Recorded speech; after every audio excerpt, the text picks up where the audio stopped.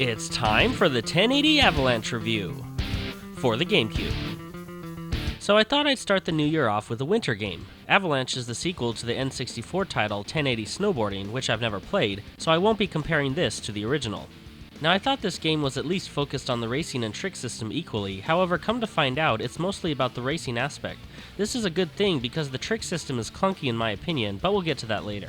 When you start out, you get to choose between 5 boarders. Each have their own unique stats, and at first only come with one board, but have the option to unlock new boards in time trials. There wasn't a huge difference in how each racer controlled, but definitely enough that you could tell there was a difference. In campaign mode, you have 3 tries to get first place as you compete against one other racer. You'll start on easy tracks, and once you win those, you'll unlock hard, expert, and extreme courses. Once you have won first place in the main races, a challenge race would appear, which is different than the previous set you just finished. This time you're racing against the clock, and sometimes for your life, because an avalanche would sometimes be right on your tail. I'm not sure how these racers could withstand some areas, like right here. How are they not falling over? Anyway, completing these courses would unlock more advanced tracks. The game is not a pushover, especially when you play it for the first time. Memorizing later tracks can be a bit tricky, but you'll eventually map it out in your head. The on-screen map didn't really help too much because it really only shows you the boundaries of the track and no obstacles, which was the real difficulty. One thing that made the later stages a challenge was it seemed like the AI would hardly ever make a mistake. It wasn't impossible to get first place against them, but it sure took a lot on your part to achieve it. One thing that helps is you can knock over another racer if your power meter is full. To achieve a full meter, you have to perform tricks and land the tricks well to fill up the meter. Like I said earlier, you can perform tricks via jumps and rails. It's fun when you perform tricks, but there's quite a learning curve in my opinion. Rail grinds are easy, as your racer will automatically grind on a rail as soon as you get close to the opening or simply jump on it.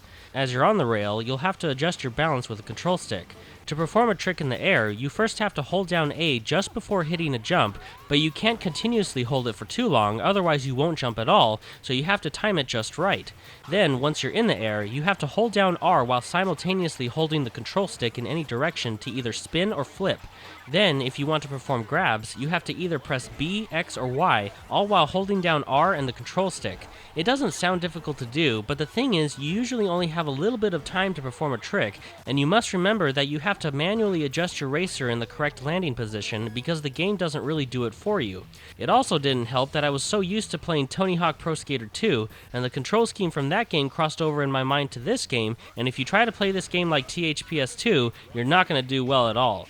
Now, that last bit isn't a flaw, but I stand my ground in saying it feels clunky and frustrating to perform tricks in this game.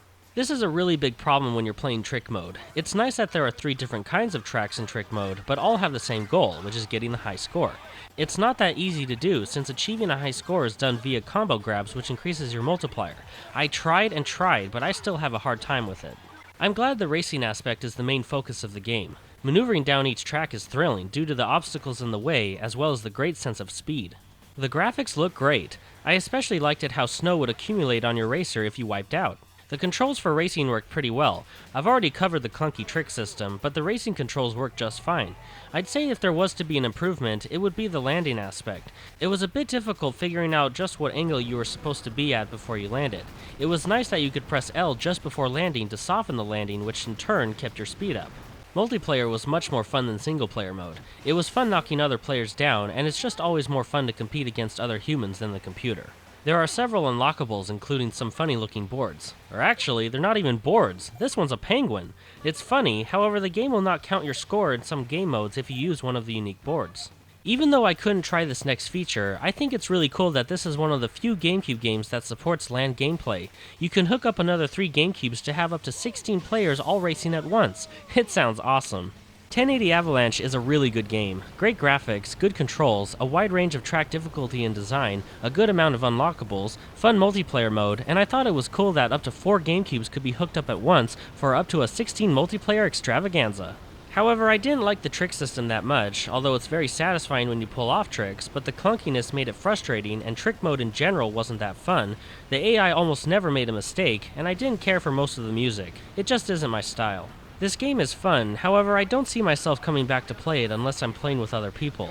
The trick system was disappointing for me, but it doesn't make the game unplayable, and if you give it a try, I think you'll have a good time with it as well. This game gets a 3.75 out of 5 with the title of Awesome.